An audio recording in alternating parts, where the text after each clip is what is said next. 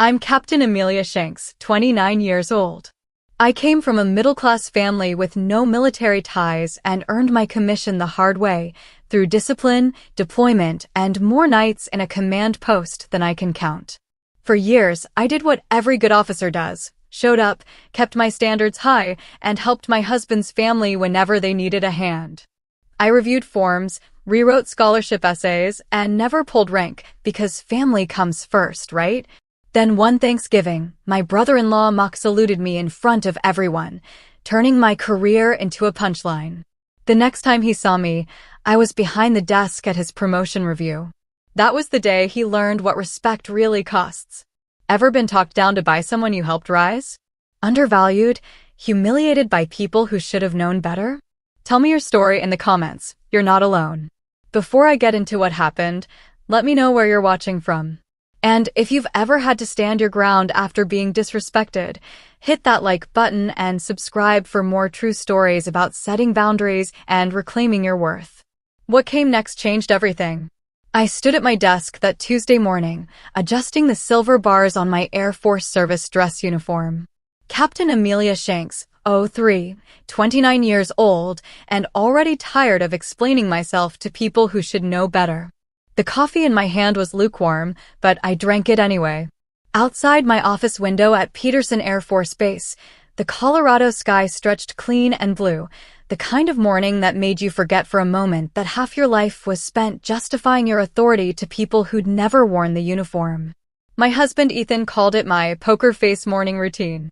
Put on the uniform, smooth down anything that might reveal doubt, walk into a world that expected you to be twice as good for half the recognition. He understood, mostly. He'd grown up military adjacent, knew the language, respected the structure. But his brother Mark, that was a different story entirely. Mark Shanks was 31, 2 years older than Ethan, and a technical sergeant in the Army. E6.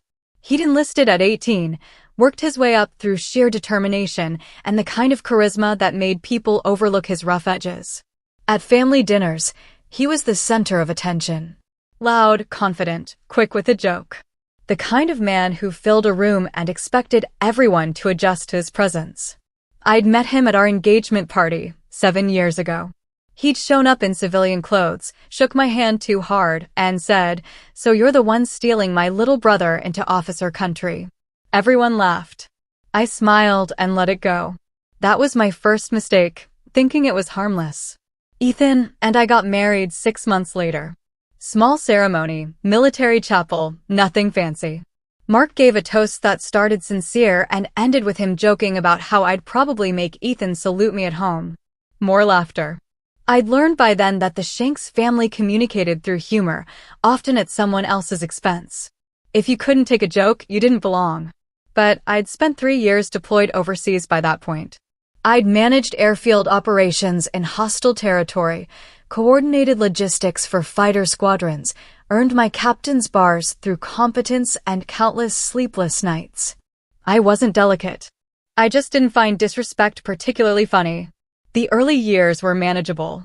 Mark lived 4 states away, stationed at Fort Hood. We saw him at holidays, maybe twice a year. He'd ask about my work with what seemed like genuine interest, and I'd tell him about training exercises, deployment cycles, the bureaucratic maze of military life.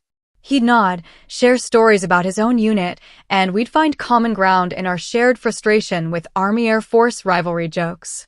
Then his wife Anna got pregnant with their daughter Emily, and suddenly family became more central. More visits, more phone calls, more opportunities for the small frictions to accumulate. Anna struggled with the medical paperwork for her high-risk pregnancy. The military healthcare system is a beast even for those of us who navigate it daily. She called me one evening, overwhelmed and crying, and I walked her through every form, every office she needed to contact, every regulation she could cite if someone gave her trouble. "Thank you," she'd said, voice thick with relief. "I don't know what I would have done." "That's what family does," I'd told her. I meant it. Mark never acknowledged it. Not directly. But at the next barbecue, he made a comment about officer privilege and how nice it must be to have desk job connections. Ethan squeezed my hand under the table. I stayed quiet. When Emily was 16 and applying for college scholarships, Anna asked if I'd look at her essay. The girl was smart, thoughtful, wanted to study engineering. Her writing was solid but unfocused. I spent a weekend helping her sharpen it, restructure her arguments, find her authentic voice. She got the scholarship. Anna sent flowers. Mark sent a text, "Thanks for the help." Emily's thrilled. No mention of it at Thanksgiving. But when someone asked Emily about her scholarship, Mark jumped in with the story, framing it as if he'd been the one to guide her through the process. I watched him rewrite the narrative in real time, and I understood something fundamental. Mark needed to be the hero of every story. And I was just furniture in his version. "You're quiet tonight," Ethan said on the drive home that evening. "Just tired." He doesn't mean anything by it, you know. That's just how he is. I looked out the window at the dark highway, streetlights blurring past. I know. But I didn't know. Not really. Because there's a difference between harmless teasing and systematic erasure. Between family banter and calculated disrespect. I'd given Mark's family my time, my expertise, my patience. I'd helped them navigate systems I'd spent years mastering. And in return, I got jokes about my so-called officer lifestyle and implications that my rank was somehow decorative. At work, my authority was unquestioned. I led a team of 30 airmen, managed multi-million-dollar operations, briefed colonels and generals without hesitation. My performance reviews were immaculate. My subordinates respected me because I respected them, because I held myself to the same standards I demanded from them, because leadership isn't about the bars on your collar, it's about the gap between what you say and what you do. But at Shanks family gatherings, I was Captain Fancy. Mark's nickname, delivered with a grin that dared me to take offense. The first time he used it, I'd laughed it off. The 10th time, I'd stopped laughing. By the 20th, I'd stopped responding at all. "You should say something," my mentor Colonel Rhodes told me over coffee one afternoon. She was 06, 50-something, with steel gray hair and the kind of presence that made junior officers straighten their spines involuntarily. Family or not, respect is respect. It's complicated. It's always complicated. That's why most people choose silence. She stirred her coffee slowly, considering. But silence has a cost too. Just make sure you're willing to pay it. I thought about that conversation for weeks. The cost of silence. The cost of speaking up. The cost of being a woman in uniform who refused to make herself smaller to accommodate someone else's ego. Mark's jokes continued. Desk General became another favorite. At a summer cookout, he mock saluted me in front of Ethan's parents, his voice dripping with theatrical deference. "Permission to grab another beer, ma'am?" Everyone laughed. Even Ethan, though his laugh was uncomfortable, apologetic. I excused myself, went inside to help with dishes that didn't need helping, and stared at my reflection in the kitchen window. 30 years old, wearing a sundress and pretending not to care that my brother-in-law had just reduced my rank to a punchline. When I came back outside, Mark was holding court, telling deployment stories that grew more dramatic with each beer. I sat next to Ethan, his hand finding mine automatically, and I realized something that made my chest tight. His family would always choose Mark's comfort over my dignity. Not because they were cruel, but because maintaining peace was easier than confronting imbalance. That night, lying in bed, Ethan asked, "Are you okay?" "Fine." "You don't seem fine." I turned to face him in the darkness. "Your brother doesn't respect me." "He's just joking." "I know. Everyone keeps saying that." I sat up, pulled my knees to my chest. "But jokes reveal truth, Ethan. He thinks my rank is costume jewelry. He thinks I'm playing soldier while he does the real work. That's not it is." My voice was steady, factual. "And your family lets him because correcting him would be uncomfortable. So instead, I'm supposed to keep smiling and pretending it doesn't matter." Ethan was quiet for a long moment. Then, softly, "I don't know how to fix this." "Neither do I. But I did know one thing. I was done making myself smaller. Done accepting disrespect wrapped in humor. Done being generous with people who couldn't be bothered to see me clearly. I just didn't know yet that the universe was about to hand me an opportunity I'd never asked for and a choice that would define everything that came after. The shift happened gradually, then all at once. Mark started talking about commissioning, officer training school, becoming a lieutenant. It came up at a birthday dinner for Ethan's mother, Mark's voice carrying across the table with that familiar confidence. Applied for OTS last month, he announced, pausing for effect. Panel reviews are coming up. Figure it's time to make the jump. His wife Anna beamed. Isn't that wonderful?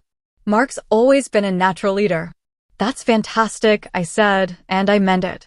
Commissioning is competitive, especially from the enlisted ranks. It requires education, leadership evaluations, a proven track record. The OTS program is solid. When do you hear back? Few months. But I've got a good feeling. He leaned back in his chair, grin widening. Guess I'll outrank you soon enough, Captain Fancy. The table went quiet for half a heartbeat. Then Ethan's father laughed, breaking the tension, and conversation resumed. I took a sip of water, set the glass down carefully, and said nothing. Because what was there to say? That commissioning took more than confidence? That being a technical sergeant didn't automatically translate to officer material? That leadership was about service, not status? All of that would sound defensive. Bitter. Small. So I smiled and changed the subject, and Mark went back to holding court, and I went back to being furniture in his story. But something had shifted. The jokes weren't just jokes anymore. They were assertions. Declarations of an intention to surpass me, to prove something I'd never challenged. Mark wasn't just dismissive of my rank, he was threatened by it. And that changed everything. He's nervous, Ethan said later, always trying to translate his brother's behavior into something more palatable. This is a big step for him. The teasing is just his way of processing. Processing what? That you're already what he's trying to become. I looked at my husband, this good man who loved his brother and loved me and couldn't reconcile the space between us. Then he should try respecting it. At work, I mentioned Mark's application to no one. It wasn't relevant. My job was to evaluate airmen under my command, to maintain operational readiness, to lead with integrity. What my brother-in-law chose to pursue was his business. But I did start noticing things. The way Mark talked about his mentor, Major Dan Lively, with an almost worshipful reverence. Real leader, Mark would say. Combat veteran. Knows how to command respect. The implication was clear, unlike the paper-pushing academy types. Unlike me. I looked up Major Lively out of curiosity. His file was accessible through joint service databases. Combat infantry badge, multiple deployments, solid performance reviews. Also, 2 equal opportunity complaints filed against him, both dismissed for lack of evidence. A reputation for old-school leadership that skirted the edge of acceptable. The kind of officer who inspired fierce loyalty in some and quiet resentment in others. He tells it like it is, Mark said at another gathering. Doesn't buy into all the political correctness. Just straight talk about what it takes to lead soldiers. Anna nodded enthusiastically. He's been such a good influence. Really showing Mark what leadership looks like. I thought about my own mentor, Colonel Rhodes, who'd taught me that leadership meant elevating others, not elevating yourself at their expense. That command presence came from competence and care, not bravado and intimidation. That the best officers were the ones who remembered what it meant to be the lowest-ranking person in the room. But I said none of this. I was learning that with Mark's family, silence wasn't consent, it was survival. The teasing escalated. At a 4th of July barbecue, Mark started calling me Desk General, emphasizing it every time he addressed me. Desk General, can you pass the potato salad? Hey Desk General, what's the Air Force view on burgers versus hot dogs? Ethan's mother laughed. Oh Mark, you're terrible. Just giving her a hard time. She knows I'm kidding. But I didn't know that. Because his eyes held something harder than humor, something that looked like resentment wrapped in a smile. He wanted me to react, to defend myself, to give him an excuse to escalate further. So I didn't. I passed the potato salad and kept my face neutral and felt the cost of silence accumulating like compound interest. You're handling this well, Colonel Rhodes told me at our next coffee meeting. She had a way of seeing through the professional mask I wore at work. But don't confuse endurance with resolution. Meaning eventually, something will break. Either his behavior or your tolerance. Better to control which one. I can't control him. No. but you can control your boundaries. And you can stop protecting people from the consequences of their choices. I thought about that. About how I'd spent years making myself palatable, manageable, non-threatening. About how that had earned me exactly nothing except more mockery. Mark posted on social media constantly now. Photos in uniform, captions about the OTS grind, and officer country, here I come. Comments flooded in, supportive and congratulatory. I didn't like or comment. When Anna asked why I wasn't following his journey, I said I didn't use social media much. That's too bad, she said, disappointed. He's really excited about this. It would mean a lot if you showed some support. I'd written his wife's housing paperwork. I'd coached his daughter's scholarship essay. I'd been polite through years of disrespect. But sure, I wasn't supportive enough. I'm sure he'll do great, I said. The reality was more complicated. Commissioning boards evaluated the whole person, leadership potential, education, performance reviews, recommendations. Mark had the confidence, but confidence alone didn't make an officer. I'd seen plenty of cocky NCOs flame out in OTS because they couldn't adapt to the different demands of commissioned service. But that wasn't my concern. My job was to lead my own team, to maintain my own standards, to keep proving that I belonged in rooms where people questioned my presence.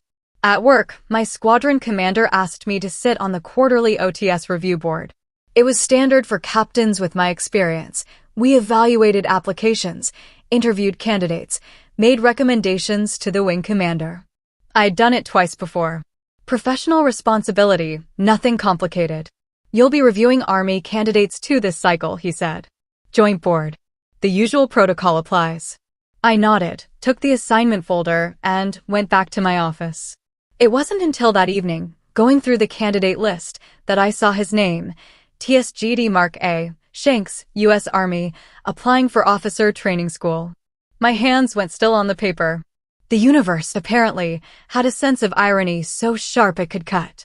I sat there for a long time, office door closed, reading through his application packet.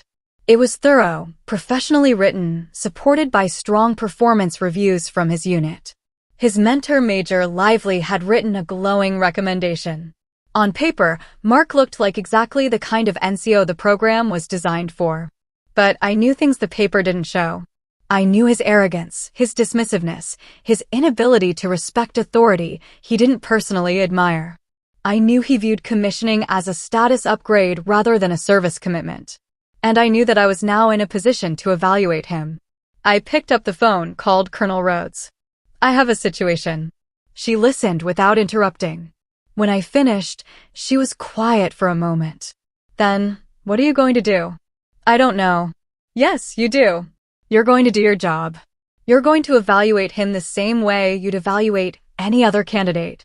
You're going to be fair, professional, and impartial. What if fair isn't what he expects? Then he'll learn something important about the difference between confidence and competence. I hung up, stared at Mark's application packet, and made a decision. I would disclose the family connection to the board chair. I would recuse myself if there was any appearance of impropriety.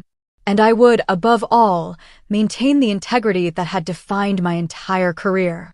Mark had spent years dismissing my rank, my authority, my right to wear this uniform. Now he wanted to join me in it. The irony was exquisite. And terrifying. Because I didn't want revenge. I wanted justice. And sometimes, those looked exactly the same. Thanksgiving came like a storm I could see building on the horizon. Ethan's parents hosted, the same as every year. The house smelled like turkey and tension, though only I seemed to notice the second ingredient. We arrived at 1500 hours, arms full of dishes I'd prepared the night before. Anna met us at the door, her hug tight and enthusiastic. The soon-to-be officer's family, she said, loud enough for everyone to hear. Mark appeared behind her, grin wide. He'd been drinking already. I could tell by the extra brightness in his eyes, the looseness in his shoulders. Captain Fancy. Glad you could make it. Wouldn't miss it, I said, keeping my voice light. Ethan's parents welcomed us into the living room, where Mark's daughter Emily sat on the couch, scrolling through her phone. She looked up, smiled genuinely. Hi, Aunt Amelia. Hey, Em. How's school? Good. Engineering program's kicking my butt, but I love it. That's the right attitude. Mark interjected, she gets her work ethic from her old man. I didn't point out that I'd spent hours helping her develop the study habits that were serving her now. That wasn't the point of today. The point was to survive dinner without incident. But survival requires both parties to want peace, and Mark was in a mood. The warning signs were there during appetizers. He kept refilling his glass, talking louder, interrupting more. Major Lively had apparently told him his OTS packet was the strongest he'd seen in years. The interview was a formality. He was basically already in. Must be nice to have that kind of confidence, Ethan's father said, proud. Just being realistic, Pops. I know what I bring to the table. I focused on the cheese plate, selecting crackers with careful precision.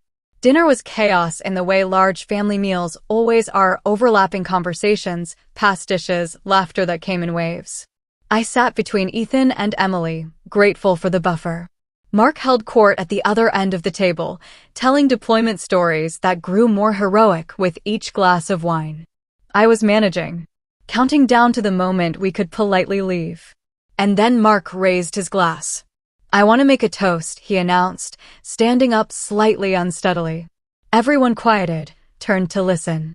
To family. To service. And to finally joining the officer ranks. His eyes found mine across the table. Captain Amelia here has been showing me the ropes. Teaching me all about that officer lifestyle. Murmurs of approval, glasses raising. Won't be long now, he continued, grin sharpening, before I outrank her. From technical sergeant to second lieutenant. Funny how that works. Nervous laughter rippled around the table. Anna touched his arm. Mark, but he was committed now, fueled by alcohol and audience. He raised his hand in a mock salute, voice dripping with exaggerated deference. Yes, ma'am, Captain Amelia, reporting for dish duty. The laughter that followed was real. Loud. Ethan's father nearly choked on his wine. Even Ethan, God help him, chuckled awkwardly, caught between loyalty and discomfort. I sat very still, fork poised above my plate. The room tilted slightly, not from any physical imbalance, but from the sudden clarity of my position. These people, my family by marriage, found my humiliation entertaining. They were laughing because Mark had successfully reduced my rank, my career, my entire professional identity to a punchline. The silence that followed was mine. I set down my fork with careful precision, pushed back my chair, and stood. Every eye tracked to me, laughter dying in awkward stages. Excuse me, I said quietly. I need some air. I walked to the bathroom, locked the door, and stared at myself in the mirror. 30 years old, wearing civilian clothes over a backbone forged in service. My face was calm. Professional. Blink. Behind the door, I heard muted conversation resume, lower now, uncertain. I took 3 deep breaths, straightened my shoulders, and made a choice. I wasn't going to cry. I wasn't going to yell. I wasn't going to give anyone the satisfaction of seeing me break. I was simply going to remember. When I returned to the table, Mark was telling another story, voice bright with the relief of tension past. I took my seat, finished my meal in silence, and declined dessert. Ethan kept glancing at me, his worry a palpable presence, but I just smiled and shook my head. Later, his hand found mine under the table, squeezed gently. I squeezed back, but didn't look at him. We left at 2000 hours, earlier than usual. In the car, Ethan finally spoke. I'm sorry. For what? For laughing. For not saying something. For he gripped the steering wheel tighter. I should have defended you. Yes, I agreed simply. You should have. He didn't mean don't. My voice cut clean through the familiar excuse. Don't tell me what he meant. I know exactly what he meant. The question is whether you do. We drove the rest of the way in silence. At home, Ethan tried again to apologize, to explain, to smooth things over. I listened without interrupting, then went to change into comfortable clothes. When I came back out, he was sitting on the couch, head in his hands. I love him, he said. He's my brother. I know. But that doesn't excuse. No, I agreed. It doesn't. He looked up at me, searching for something, forgiveness, maybe, or permission to feel torn. I had neither to give. So I just sat next to him, let him lean against me, and stared at the dark window reflecting us back to ourselves. The weekend passed. I went to work Monday morning, put on my uniform, and walked into a world where my rank meant something. Where people saluted and meant it, where my authority was respected because I'd earned it through competence and care. At my desk, I found an email from Colonel Rhodes. Board meeting next Thursday, 0900. Candidate interviews start at 1100. Review packets attached. I opened the attachments methodically. 15 candidates total. Army, Navy, Air Force, Marines. All NCOs seeking commissions. All hoping to trade enlisted rank for officer responsibilities. Mark's packet was 7th in the stack. I read it carefully, professionally, looking for what the paper showed and what it hid. His performance reviews were strong, no denying that.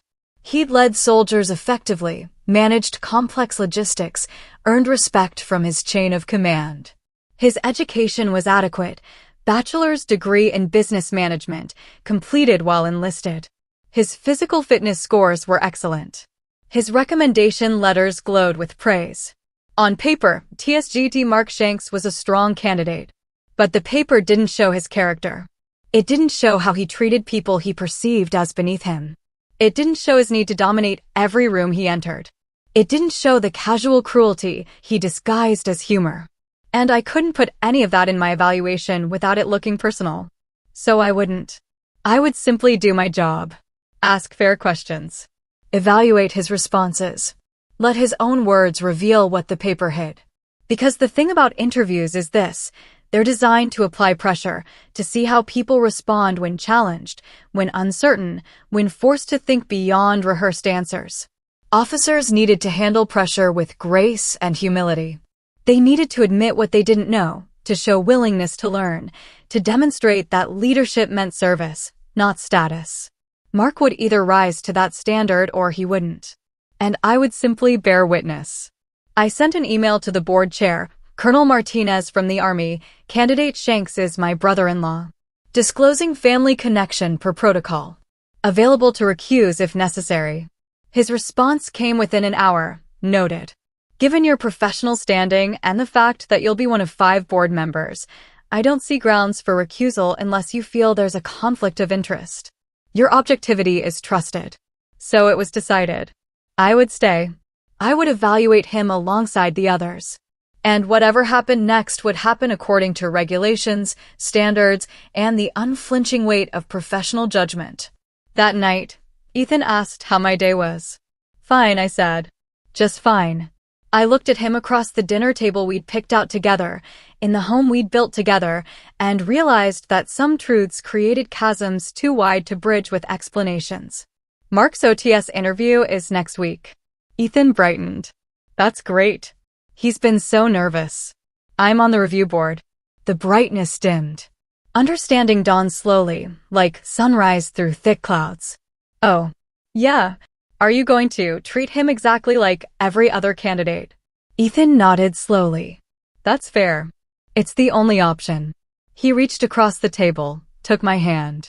This is complicated. It's only complicated if I make it complicated. If I do my job, it's simple. But we both knew nothing about this was simple. Because in 6 days, Mark would walk into that interview room expecting validation, expecting to be celebrated, expecting the universe to confirm what he already believed about himself. And I would be sitting there, wearing my captain's bars, holding a clipboard, and waiting to see if he understood the difference between commanding respect and demanding it. The irony was still exquisite. But now it was also inevitable. The days before the board meeting passed in a strange, suspended way, time moving forward while I seemed to be standing still, watching it go. I went through my normal routines, morning runs, team briefings, paperwork, evening calls with Ethan that felt stilted and careful. Neither of us mentioned Mark. Neither of us mentioned the interview. We just moved around the subject like furniture in a dark room, knowing it was there, trying not to collide with it. At work, I prepared meticulously. I reviewed every candidate packet twice, made notes on questions to explore, calibrated my expectations against the OTS standards I'd seen applied in previous boards.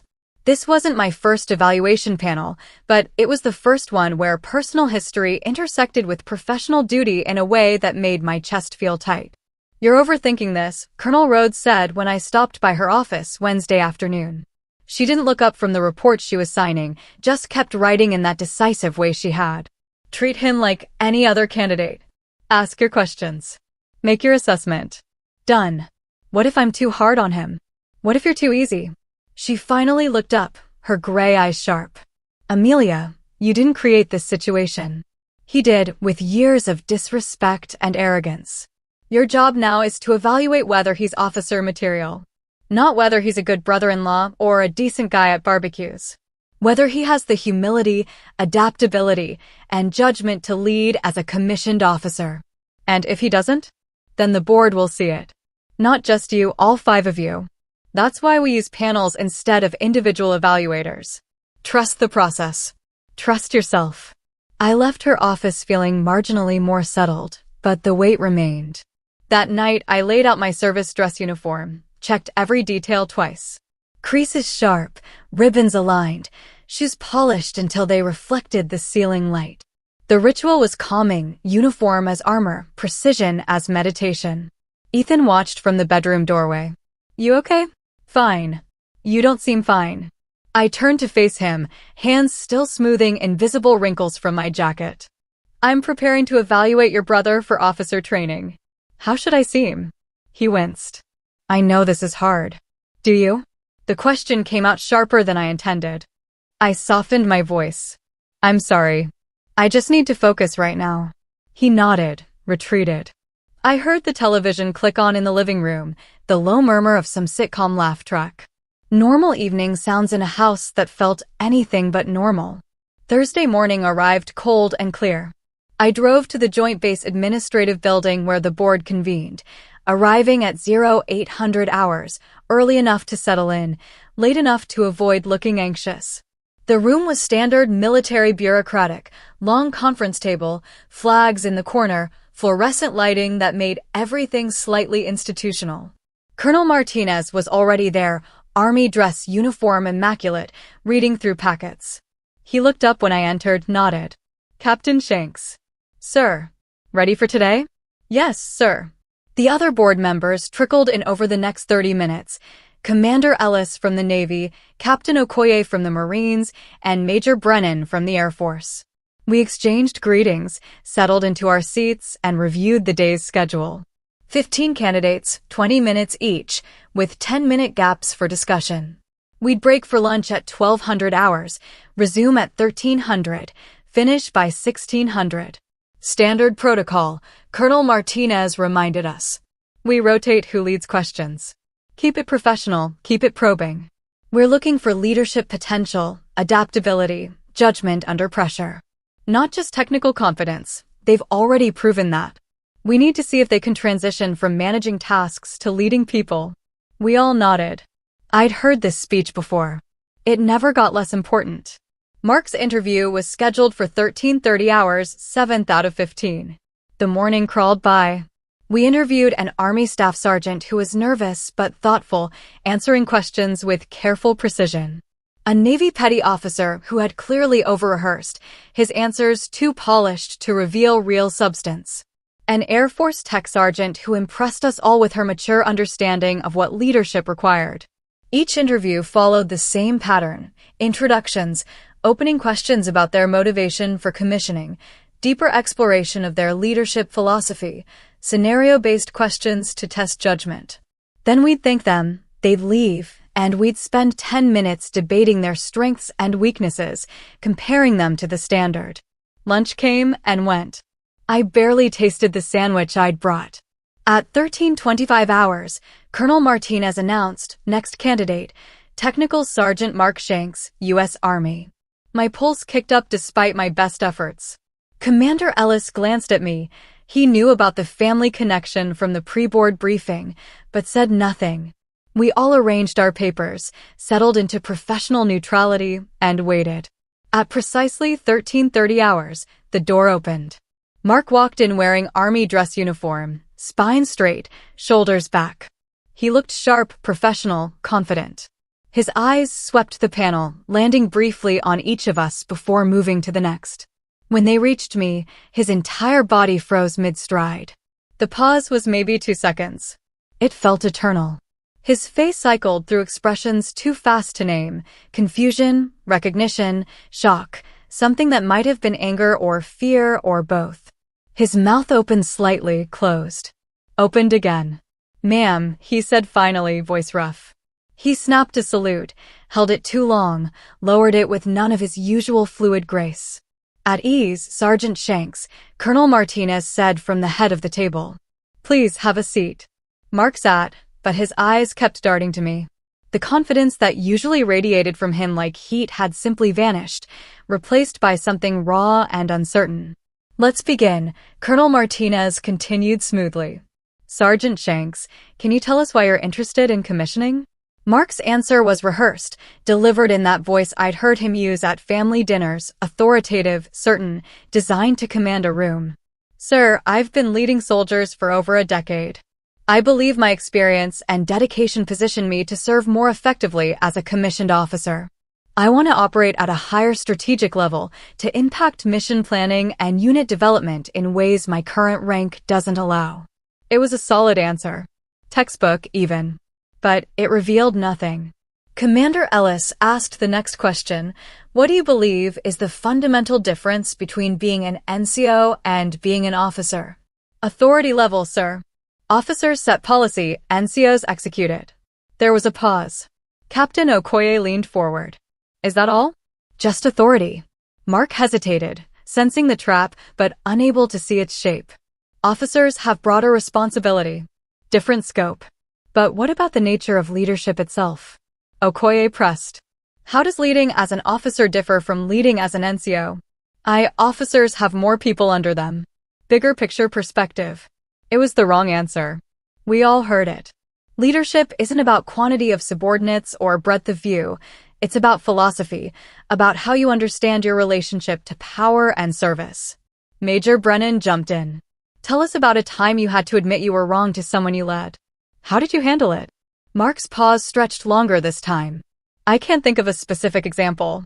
I mean, I make adjustments based on feedback, but I generally trust my judgment in the moment." Strike 2. Officers had to be capable of intellectual humility, of recognizing mistakes and learning from them. Admitting fallibility wasn't weakness, it was essential. I'd been quiet so far, letting others lead. But it was my turn in the rotation, and I had questions that needed answers.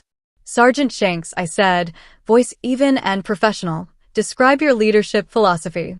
What do you believe makes someone fit to command?" His eyes met mine. Something passed between us, recognition of all the dinners, all the jokes, all the casual disrespect that had led to this moment. He swallowed hard. "Competence," he said. "Confidence. Ability to make tough calls under pressure." "What about service?" "Ma'am? You listed qualities that benefit the leader: competence, confidence, decisiveness. What about qualities that benefit those being led? What do you owe the people under your command?" The room was very quiet. Mark opened his mouth, closed it. Started again. "Respect. Clear guidance. Fair treatment. And do you believe respect is something you demand or something you earn?" His jaw tightened. He knew I wasn't just asking about leadership theory. I was asking about us, about years of treating my rank like a costume, about assuming authority was something you claimed rather than something you demonstrated. "Both," he said finally. "The rank demands respect, but the person earns it. And if those two things come into conflict? If someone respects the rank but not the person wearing it?" Mark's face was flushed now. "Then the person needs to prove themselves worthy of the rank." I nodded slowly, made a note. Moved to my next question. "Tell us about your mentor, Major Lively. What has he taught you about leadership?" Mark's confidence returned slightly, on familiar ground. "Major Lively taught me that leadership is about strength. About not backing down, about demanding excellence. He doesn't tolerate weakness or excuses. Does he tolerate mistakes? He expects people to learn from them. Does he admit his own?" Hesitation. "I'm not sure I understand the question, ma'am. You said he doesn't tolerate weakness. Does that include his own fallibility, or just others?" Major Lively is an excellent officer. That's not an answer to my question. The rest of the panel was watching intently now. This wasn't hostile. It was pointed, designed to probe beneath surface-level responses. Mark was floundering, unable to articulate a leadership philosophy beyond strength and certainty. Colonel Martinez stepped in with scenario questions, how Mark would handle various difficult leadership situations. His answers were tactical, focused on control and decisiveness. He never once mentioned collaboration, mentorship, or the developmental aspects of leadership. 20 minutes passed like slow surgery. When Colonel Martinez finally thanked him and dismissed him, Mark stood, saluted, and walked out. His shoulders were stiff with something that looked like humiliation mixed with anger. The door closed. The five of us sat in silence for a moment. Then Major Brennan said quietly, "Well, that was revealing." We spent the full 10 minutes discussing Mark's interview, and then some. Colonel Martinez kept checking his watch, conscious of staying on schedule, but the conversation was necessary. Technically proficient, Commander Ellis said, flipping through Mark's packet. Performance reviews support that. His unit clearly values him as an NCO. But NCO competence doesn't automatically translate to officer potential, Captain Okoye countered. He showed no understanding of developmental leadership. Everything was about control and authority. Major Brennan nodded. The question about admitting mistakes, he couldn't even conceptualize it. That's concerning for someone who wants to lead at a higher level. I stayed quiet, letting them talk. This was important. Their assessments needed to be independent of my personal history. But eventually Colonel Martinez turned to me. "Captain Shanks, you were notably direct with your questions. Anything specific you want to flag?" I chose my words carefully. His leadership philosophy seems rooted in dominance rather than development. He views respect as something demanded by rank rather than earned through action. And his mentor relationship concerns me. Major Lively has a reputation for old-school, authoritarian leadership that doesn't align with current military values around inclusion and adaptability. "You know Major Lively?" Commander Ellis asked. "Only by reputation. But that reputation includes EO complaints and a leadership style that prioritizes obedience over growth." Colonel Martinez made notes. "So we're seeing a pattern. Candidate has absorbed a leadership model that may not serve him well as an officer." "More than that," Captain Okoye said. "He showed no intellectual humility. Couldn't articulate what he owes the people he leads, only what they owe him. That's a fundamental philosophical gap." We continued discussing for a few more minutes, but the assessment was clear. When we finally moved on to the next candidate, I felt both relief and a strange, hollow weight. The afternoon continued. More candidates, more interviews, more evaluations. Some impressive, some adequate, some clearly not ready. By 1600 hours, we'd completed all 15. Colonel Martinez called for final voting. We went through each candidate systematically, marking them as recommend, recommend with reservations, or do not recommend. When we reached Mark's name, there was a brief pause. Then one by one, we marked our votes. I waited until last, wanting to see the pattern before adding my assessment. 4 votes appeared on the tally sheet before mine. 2 do not recommend, 2 recommend with reservations. I marked do not recommend and added a note, demonstrates insufficient leadership maturity for commissioning. Recommend reapplication after additional NCO leadership experience and mentorship focused on developmental leadership principles. The final tally, 3 do not recommend, 2 recommend with reservations. Not unanimous, but clear enough. Mark Shanks would not be accepted into OTS this cycle. Colonel Martinez reviewed the results, nodded. "We'll submit these to the wing commander by Friday. Candidates will be notified within 2 weeks." We gathered our materials, exchanged professional goodbyes. Commander Ellis caught me on the way out. That was uncomfortable, I imagine. It was necessary. "You maintained good boundaries. Professional throughout." "Thank you, sir." He studied me for a moment. "For what it's worth, I think you made the right call." He wasn't ready. I nodded, didn't trust myself to say more. Because the right call and the painful call were often the same thing, and understanding that didn't make it hurt less. I drove home in gathering darkness, my mind oddly blank. The decision was made. The board had spoken. In 2 weeks, Mark would receive a letter explaining that his application had been reviewed and not recommended for advancement.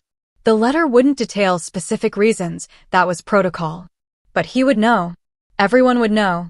Ethan was waiting when I got home, anxiety written across his face. How did it go? I can't discuss board proceedings. Did he? Ethan started again. Is he going to be okay? That's not my concern. My concern was whether he met the standard for commissioning. And?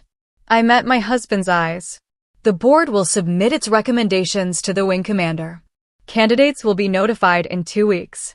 But you were fair? The question landed like an accusation, and something in me finally cracked. Fair? I've been fair to your brother for 7 years.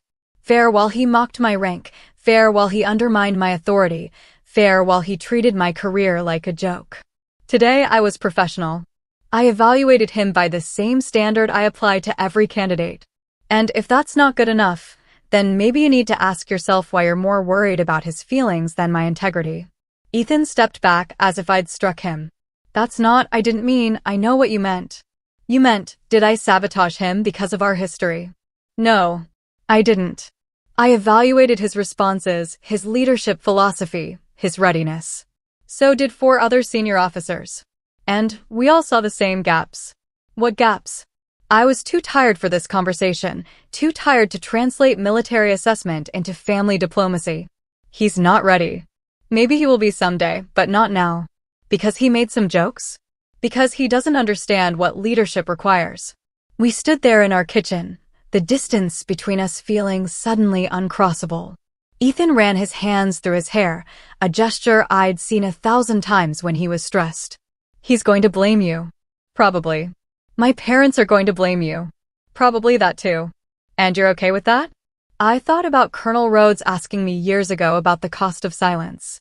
About the compound interest of self-erasure. I'm okay with having done my job correctly.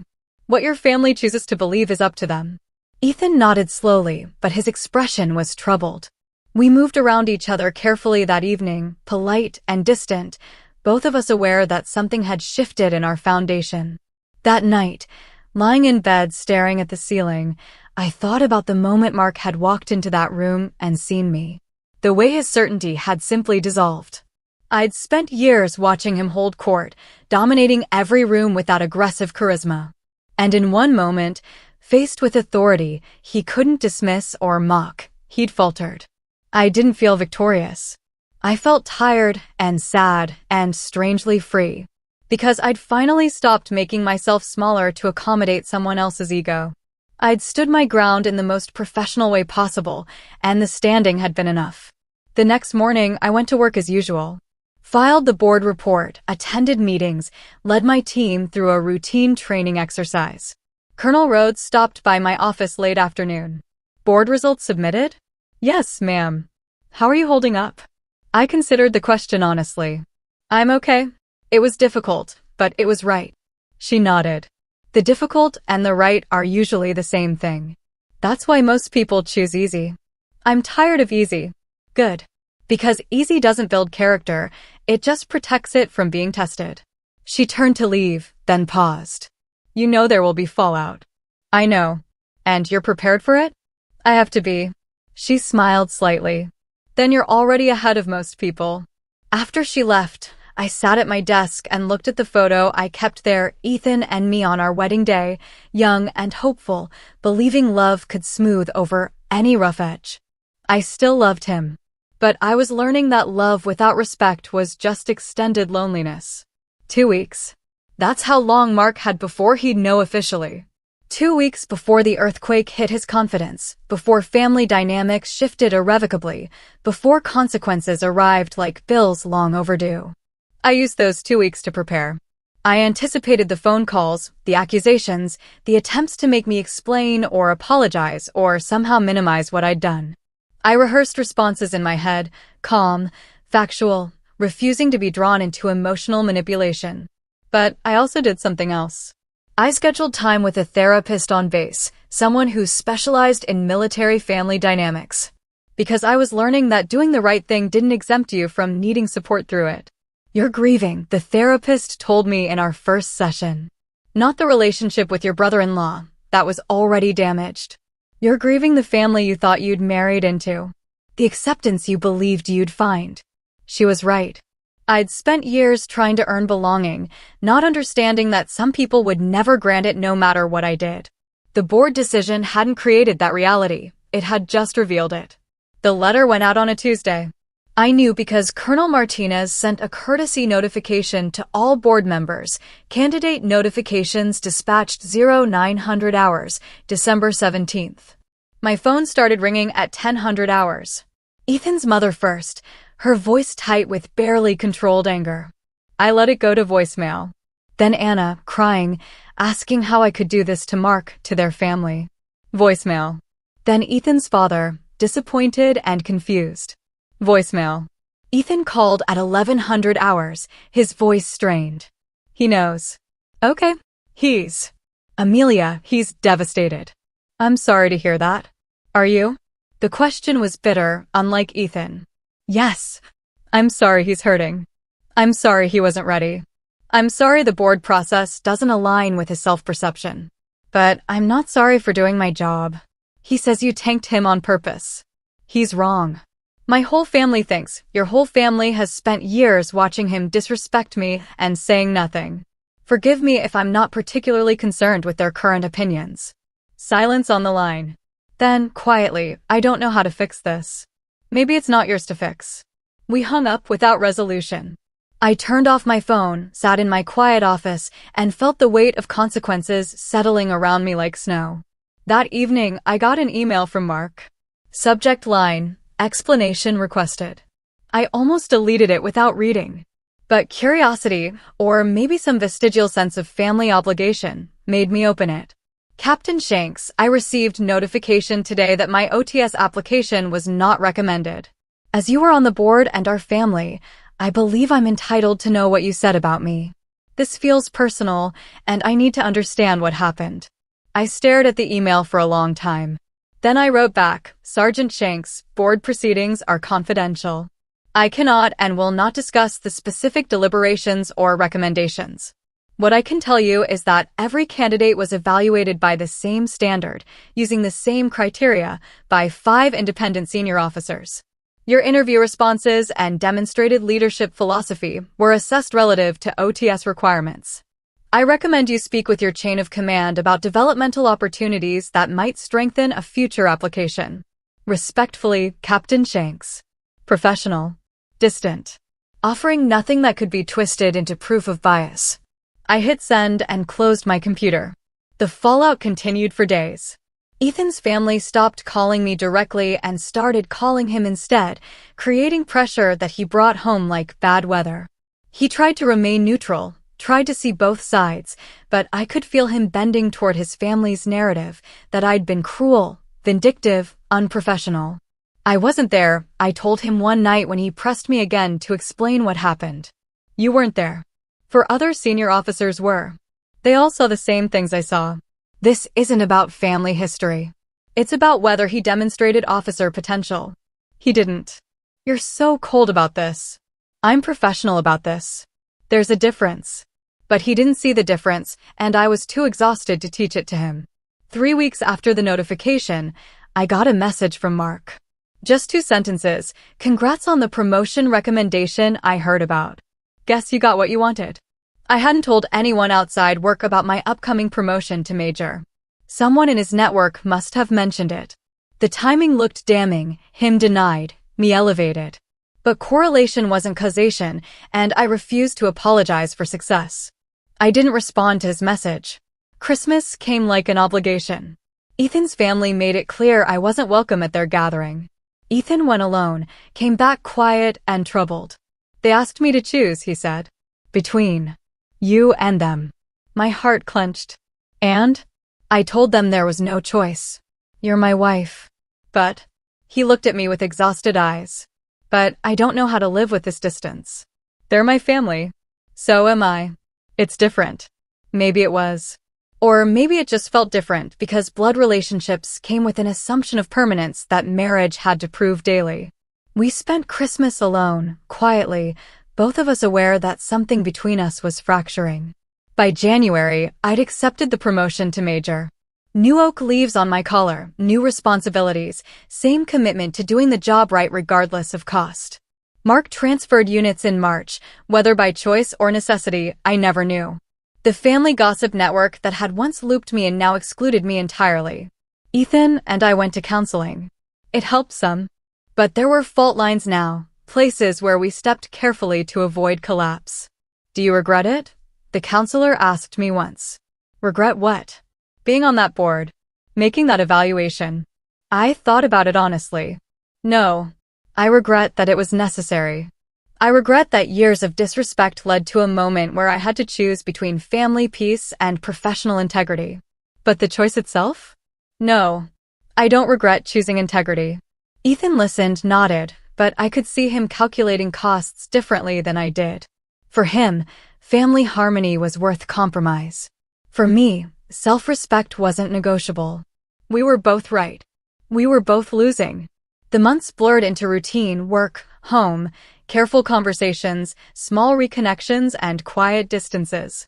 I poured myself into my new role as major, leading with the same principles I'd tried to evaluate in others: service, humility, developmental leadership. And slowly, surprisingly, something shifted. I started receiving quiet messages from other women officers, thanking me for holding the line, for not bending standards to preserve comfort. I became known as someone who took integrity seriously, who would evaluate fairly even when it cost personally. Your reputation is solid, Colonel Rhodes told me at my promotion ceremony. You're building something important, credibility that can't be shaken by politics or personality. It's exhausting. The best things usually are. Mark's name came up occasionally in joint service circles. He was working under a young lieutenant now, I heard. Quieter than before. Learning, maybe. Or just biding time. I didn't seek updates. Didn't track his progress. His journey was his own. Mine continued forward, steady, principled, expensive in ways that showed only in private moments when I wondered what family might have looked like if respect had been mutual from the start. But wondering didn't change anything.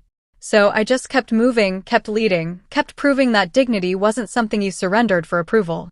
1 year after the board decision, on a Tuesday that felt like any other, I was preparing for a staff meeting when my office phone rang. Major Shanks, I answered. Ma'am, this is Sergeant Kowalski from the Joint Admin Office. I have a message for you from TSGT Mark Shanks, Army. He's requesting permission to meet with you regarding his second OTS application. Says you offered guidance in your last communication. I pulled up my sent emails, found the message I'd sent him a year ago. Recommend you speak with your chain of command about developmental opportunities that might strengthen a future application. Does he have his commander's approval for this meeting?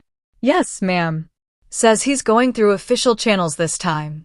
I thought about it. Weighed the costs and possibilities. I'll meet with him. But it needs to be on base, during duty hours, and documented. I want a colleague present as witness. Understood, ma'am. I'll coordinate. I hung up, stared at the phone, and wondered if people really could change, or if we just got better at hiding our worst impulses. I guess I was about to find out. I stood at my desk that Tuesday morning, adjusting the silver bars on my Air Force Service dress uniform. Captain Amelia Shanks, 03, 29 years old, already tired of explaining myself to people who should know better. Outside my office window at Peterson Air Force Base, the Colorado sky stretched clean and blue, the kind of morning that made you forget half your life was spent justifying your authority. My husband Ethan understood, mostly. He'd grown up military adjacent, knew the language, respected the structure. But his brother Mark, that was different. Mark Shanks was 31, a technical sergeant in the Army, E6.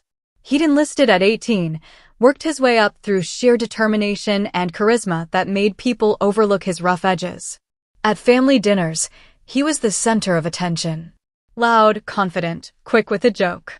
The kind of man who filled a room and expected everyone to adjust. I'd met him at our engagement party 7 years ago. He'd shaken my hand too hard and said, "So you're the one stealing my little brother into officer country." Everyone laughed. I smiled and let it go. That was my first mistake, thinking it was harmless. The early years were manageable. We saw him at holidays, maybe twice a year. But then his wife Anna got pregnant, and family became more central. More visits, more opportunities for small frictions to accumulate. When Anna struggled with medical paperwork during her high-risk pregnancy, I walked her through every form, every office. When their daughter Emily applied for college scholarships, I spent a weekend helping her sharpen her essay. She got the scholarship. Anna sent flowers. Mark sent a text. No mention of any of it at Thanksgiving. But when someone asked Emily about her scholarship, Mark jumped in with the story, framing it as if he'd been the one to guide her. I watched him rewrite the narrative in real time, and I understood something fundamental. Mark needed to be the hero of every story. I was just furniture in his version. At work, my authority was unquestioned. I led 30 airmen, managed multi-million-dollar operations, briefed colonels and generals without hesitation. But at Shanks family gatherings, I was Captain Fancy. Mark's nickname, delivered with a grin that dared me to take offense. Desk General became another favorite. At a summer cookout, he mock saluted me in front of Ethan's parents. "Permission to grab another beer, ma'am?" Everyone laughed. Even Ethan, though his laugh was uncomfortable. I excused myself, went inside, and stared at my reflection in the kitchen window. 30 years old, wearing a sundress and pretending not to care that my brother-in-law had just reduced my rank to a punchline. His family would always choose Mark's comfort over my dignity. Not because they were cruel, but because maintaining peace was easier than confronting imbalance. The shift happened when Mark started talking about commissioning. Officer training school. Becoming a lieutenant. Applied for OTS last month, he announced at a birthday dinner. "Guess I'll outrank you soon enough, Captain Fancy." The table went quiet for half a heartbeat. Then Ethan's father laughed, and conversation resumed. The teasing escalated. At a 4th of July barbecue, Mark emphasized Desk General every time he addressed me. His mentor, Major Dan Lively, fed his ego and dismissed academic officers. Subtle disrespect became open condescension. Mark posted on social media constantly photos in uniform, captions about "Officer Country, here I come." Then came Thanksgiving. Mark, emboldened by drinks, performed a mock salute. "Yes, ma'am, Captain Amelia, reporting for dish duty." Laughter erupted. Even Ethan chuckled awkwardly.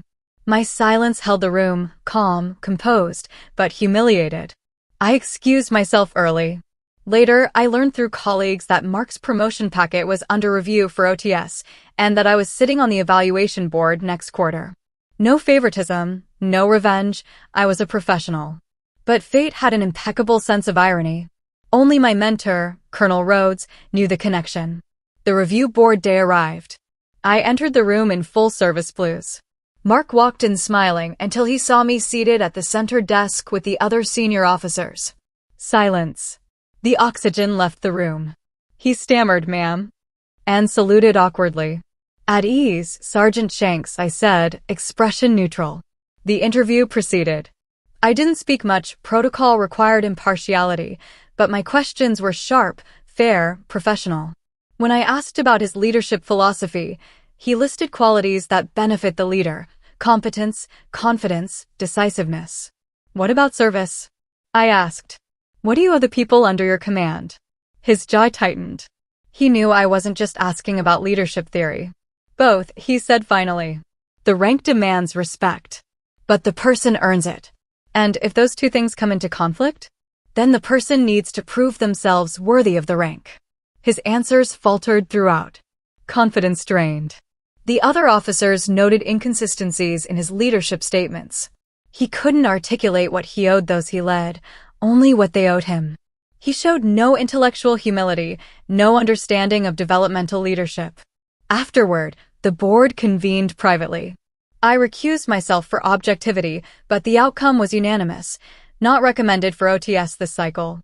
The reason? Demonstrated lack of humility and emotional intelligence. I signed the report with calm hands, steady breath. News spread quickly. Mark's confidence collapsed. His tone at family gatherings changed quieter, subdued. No more jokes. Ethan's family blamed me. Phone calls came: his mother, Anna, his father, all asking how I could do this. I let them go to voicemail. He says you tanked him on purpose, Ethan told me. He's wrong. My whole family thinks your whole family has spent years watching him disrespect me and saying nothing. Forgive me if I'm not particularly concerned with their current opinions. Mark sent an email. Subject line, explanation requested. I wrote back professionally, offering nothing that could be twisted into proof of bias. He replied with bitterness. I didn't respond. Christmas came. Ethan's family made clear I wasn't welcome. Ethan went alone. They asked me to choose, he said when he returned. Between you and them. And? I told them there was no choice. You're my wife. He looked exhausted. But I don't know how to live with this distance. A year passed. Then Mark requested a meeting, through proper channels this time, seeking guidance for his second OTS application. I agreed, with Major Brennan present as witness. When Mark arrived at 1400 hours, he looked different. Older, less aggressive. Why are you reapplying? I asked. He was quiet, gathering thoughts. After the first board, I was angry. But my commander made me look at my interview responses. And I realized I didn't actually understand what being an officer meant. I thought it was about authority. About rank. But it's not. What is it about? Service. Responsibility to the people you lead, not just the mission. I had that backward. He told me about his current supervisor, Lieutenant Garrett, 26 and brand new. When she'd first shown up, he'd been disrespectful. But she'd asked him to mentor her, admitted she didn't know things, then gave him credit in front of her commander. She made me part of her success instead of threatened by my experience, he said. And that taught you what? That officers who know how to lead don't need to prove it constantly. They make the people around them better. It was a better answer than anything he'd said in the first interview. We continued for 30 minutes. His answers weren't flawless, but he was trying, genuinely engaging instead of performing confidence. What do you want from me specifically? I asked finally. Honest feedback, ma'am. Where are my gaps? I considered him across the table. Thought about years of disrespect, about Thanksgiving dinner and mock salutes. And I thought about the possibility that people could learn, could grow. You need to develop intellectual humility, I said. Officers need to be comfortable saying, I don't know, and what do you think? Your instinct is still to have the answer. That's NCO thinking. Officer thinking is about developing other people's authority. Then he asked, did I make this harder by being family? Yes, but not in the way you think. It made it harder because I had to work twice as hard to be objective. Your interview performance made my job easier. Actually, the gaps were obvious enough that any board would have seen them. I thought you tanked me on purpose. I know. But you were wrong. He nodded slowly. I owe you an apology. I treated your rank like a joke for years. I was threatened by your success and disguised it as humor. I was wrong. The apology landed between us, genuine and too late all at once. I appreciate you saying that, I managed. But this meeting is about your development, not our history. The months rolled forward. Mark reached out quarterly with updates. His second OTS application went to a different board.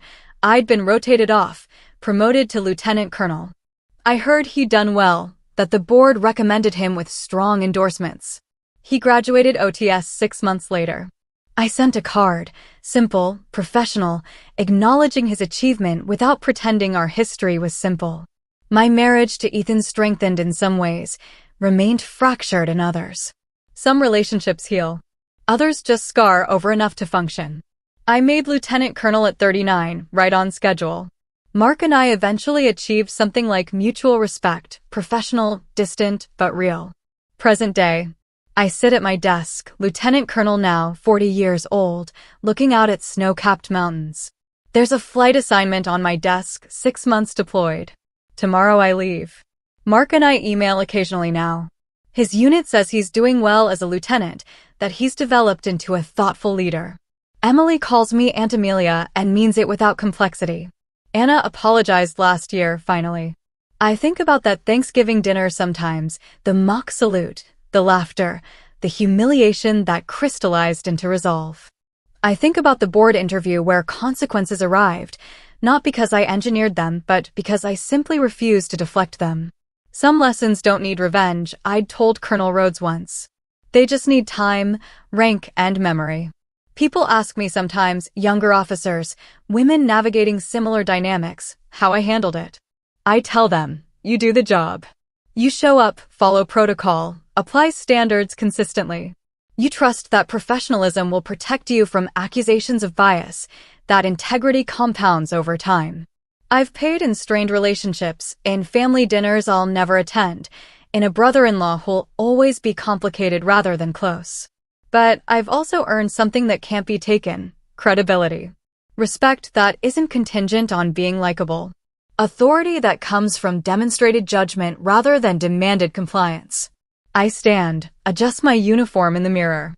The silver oak leaves catch light. Lieutenant Colonel. Oh, 5. But the progression isn't about age or rank. It's about the distance between who I was at that Thanksgiving dinner and who I am now. The distance between accepting disrespect and setting boundaries. Mark used to mock the rank. Called me Captain Fancy, desk general, made my authority into a costume he could dismiss. Now he salutes it. Not because I demanded he respect it, but because he finally understands what it represents. Years of earned authority, consistent principle, the courage to hold standards even when it costs personally. I didn't destroy Mark's career. I just refused to prop it up when his own choices undermined it. I didn't engineer consequences. I just stopped deflecting them. And that simple act of stepping aside and letting truth land where it belonged changed everything. Not because I was vindictive. Because I was finally done being smaller than my uniform required. The rank is just fabric and metal. The authority is built from thousands of small moments where you choose integrity over comfort. Mark understands that now. It took a board rejection, a year of humbling work, and a slow rebuild of his understanding of leadership. I put on my cover, turn off the office light, and walk toward whatever comes next. The rank on my collar isn't costume jewelry anymore. It never was. Some people just needed time to see it clearly. And some people needed consequences to teach them how to look. Here's where I'll leave it. I chose standards over comfort and lived with the fallout. If you've been there, I want to hear from you. Before you go, drop your city in the comments, hit like, and subscribe for more real stories about boundaries and respect. Questions for you. Have you ever had to enforce a boundary with family and stick to it? What did respect look like for you? Earned, demanded, or both? If you were in my seat at that board, what would you have done? What's one line you won't let anyone cross again, and why?